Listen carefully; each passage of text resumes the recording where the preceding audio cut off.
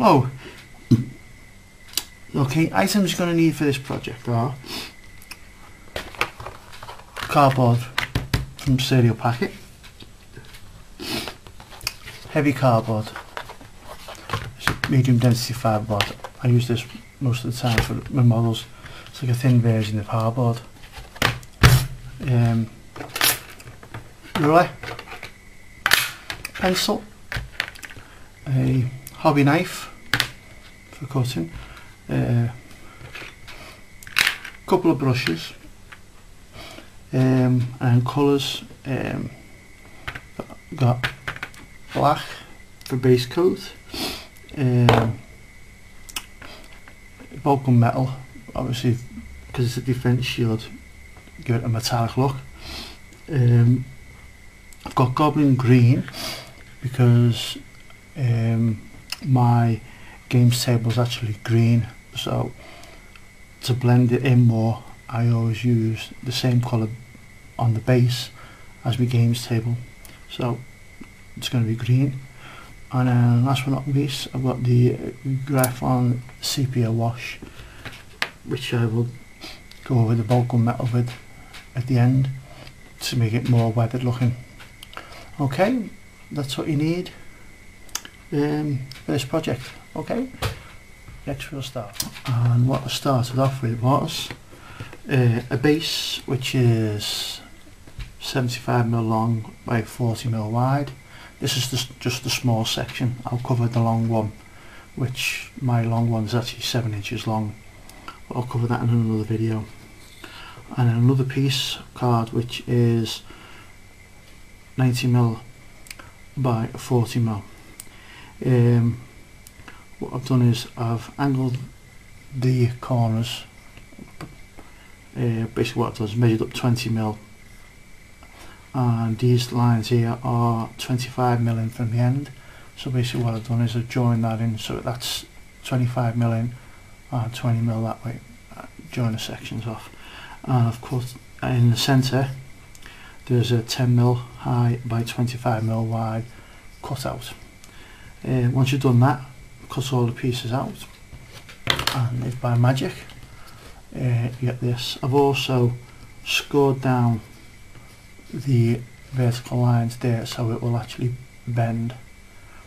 And if you take your base, again I've measured back 5mm from the edge, put a mark in the centre, and then measured 20mm either way and 45-degree lines that way, so I can fit the base. Centre section goes in the centre and then I bend them back so that it remains central. Right, so right, that's the first part. Okay, while that's drying, I've got some thin card, and you can use cereal packet for this. And what I've done is I've measured, this is 60 by 40, and what it is, it's two sections. Basically each one is 40 high by 30 wide, and it's the same dimensions as the sides here. So again, it's 20mm up, and then we've got 10mm over, drawn the angle. What it's for, that'll cut out and it will sit on top and wrap over the front. Basically it'll hide the where I scored the cardboard, but it also adds a bit more detail. And the centre section again is to cut out to give it a bit more 3D feel. So again, I'll cut these out and then I'll stick them to the bit that's done so far, and I'll show you what it looks like after that. It's dry now, and you can see what I meant by using the cardboard. That's a bit where I've also stuck an Imperial Eagle on there, so you can see it gives a bit more of a 3D feel by adding those pieces of cardboard on, and also nicely hides the score marks where I cut it so I could bend the card. Right, the next section to that Again, take another piece of cardboard that fits nicely inside the back like that. And I'm going to do the same thing again. What I've done is I've measured right round the edge, 5mm, and also a 5mm strip across the centre. And what I'm going to do is I'm going to remove these hatched areas here, the same as I've done there, which will then give me a base, which, surprise surprise, ta-da, I have done. So that then fits in there like so.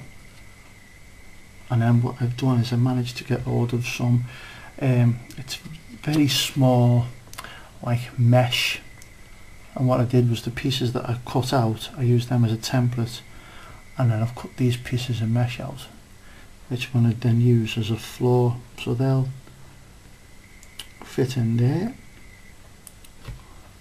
like so. Right, so I'm just going to glue them in place, and then again come back and I'll show you what I'm up to with that. Okay, once you've done that, give the old thing a coat of black paint as an undercoat. Just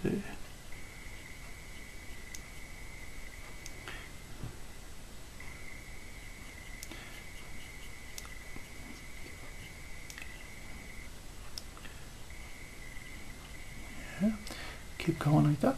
Okay, when you painted it black, also got to mention that you paint the cardboard bit at the front here the same colour as your gaming table.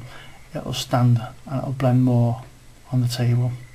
So once you've done that, then, and the paint's dry, paint it all again with, I used bulk metal. When that dries, then paint it all again with, well, paint the front of it with a wash, and you get this like weathered effect. Now on the floor at the back, what I've done was, when you painted it all black, I painted it bulk metal, the same as the front, but what I did was I just lightly dry brushed over the mesh, and it's give quite a nice like metal grate effect. And there you go. I also forgot to mention that I also cut the back off at a 45-degree angle. And what's that for? Basically is when you've got it on the games table, get the other one that I've not finished to show you, you can mount them next to each other like so, or you just swing it round, you can have it as a 45-degree angle. And there you go, that's a small Aegis Defence shield. We'll come on to the next one in the next video. Thanks for watching.